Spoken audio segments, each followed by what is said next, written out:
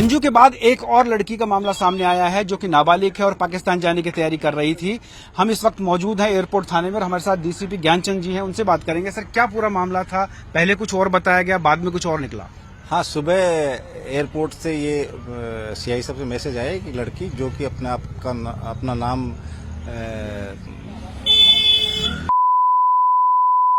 और ये अपनी भुआ के साथ पिछले 3 साल पहले आई और आज भुआ से अनबन होगी तो वापस पाकिस्तान जाना चाहती है। और बच्ची के पास न तो कोई आईडी थी, न ही किसी तरह का कोई पासपोर्ट वीजा था। और उसके बाद में एयरपोर्ट पुलिस स्टेशन को सूचित किया गया, लेके आए, पूछताछ किया तो लड़की ने बताया कि मेरी वो जो मैंने बताया ये चीज़ यहाँ बताई कि मेरी जो भुआ के साथ में 3 साल पहले यहाँ आ गई थी और रहने वाली श्री माधोपुर के सीकर जिले के पास की रहने वाली है और मेरी भुआ से आज मेरी अनबन हो गई और मेरा नाम हैदराबाद लाहौर जाऊंगी और लाहौर का टिकट लेने के लिए मैं काउंटर पे गई। काउंटर पे पूछा कि भाई आप के पास कोई वीज़ा पासपोर्ट है?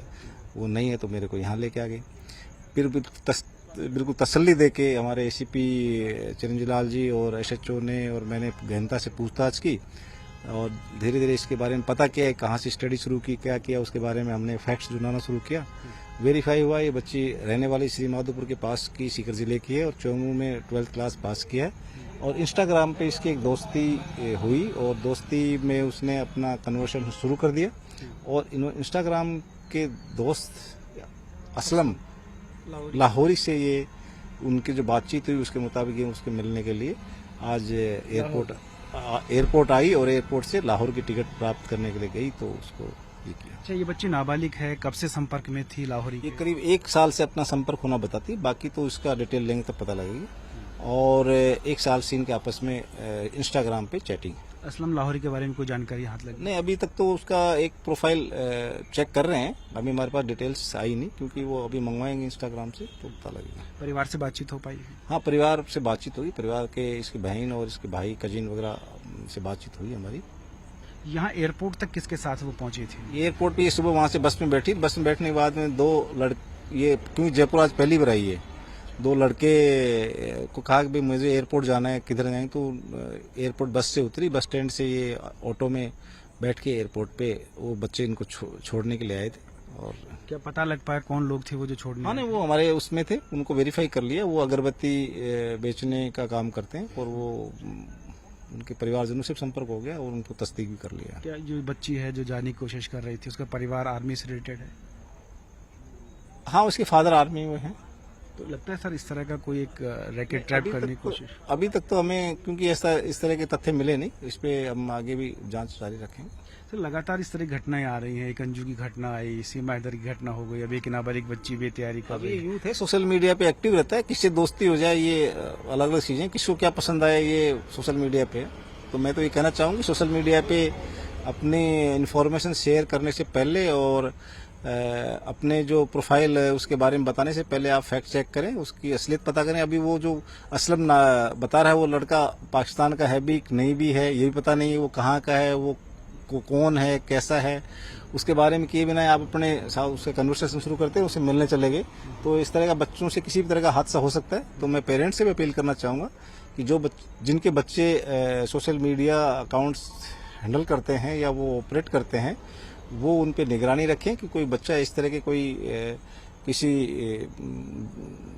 गलत आदमी का शिकार नहीं हो जाए और उस पर कोई गलत अपनी सूचनाएं अपलोड नहीं करे जिससे कि उसको भविष्य में कोई किसी तरह की परेशानी। वो जो असलम आप नाम बता रहे हैं, क्या वो फोन से इसको गाइड कर रहा था कि तुम्हें यहाँ जाना है? उसमें चैटिंग कर रहा था कि भाई आप एयरपोर्ट पे यहाँ आ जाइए और यहाँ से फिर बैठ के आ जाइए, लाहौर पहुँच जाइए। लाहौर पहुँच जाएंगे। जबकि इसके पास नहीं तो पासपोर्ट, न वीजा, न पैसे 500 रुपये जेब में थे इसको। तो सर, ये सीमावर्ती राज्य है राजस्थान, आपको लगता है कि कहीं ना कहीं कोई ब्रेन वॉश करने का, कोई एक बड़ा ट्रैप करने का? ये तो आजकल सोशल मीडिया पे सब कुछ पढ़ा है, जो पढ़े वो यदि आप समझे उसमें जो भी नॉलेज प्राप्त करना चाहे, अच्छा भी है बुरा भी है, उसको ब्रेन वॉश तो कहेंगे नहीं भाई। आज पूरी दुनिया मुट्ठी में है, आप किसी के बारे में कोई सूचना कैसे लेनी है उसके बारे में जानकारी प्राप्त कर सकते हैं, तो वो तो उस पर डिपेंड है कि ब्रेन वॉश हो रहा है कि नहीं हो रहा है। आगे सर किस तरह का और अनुसंधान आगे चल रहा है?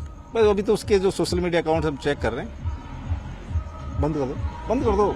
तो देखिए ये थे ज्ञानचंद जी जो बता रहे थे कि किस तरीके से वो लड़की यहाँ पर आई। पहले उसने अपना नाम कुछ और बताया, उसने कहा कि मेरा नाम गजल है, और उसके बाद उसने कहा कि मैं पाकिस्तान से आई थी, मैं यहाँ अपनी बुआ के साथ आई थी। लेकिन बाद में जब गहनता से पूछताछ की गई तो उसने साफ मना कर दिया कि नहीं, मैं गजल भी नहीं हूँ, पाकिस्तान से भी नहीं आई हूँ, बल्कि पाकिस्तान जाने की कोशिश में थी। असलम लाहौरी नाम का एक लड़का उसके साथ इंस्टाग्राम पर जुड़ा हुआ था, और वो लड़का उसे गाइड कर रहा था कि तुम्हें किस तरह से जाना है, मैसेज कर रहा था कैसे एयरपोर्ट पहुंचना है, कैसे लाहौर पहुंचना है।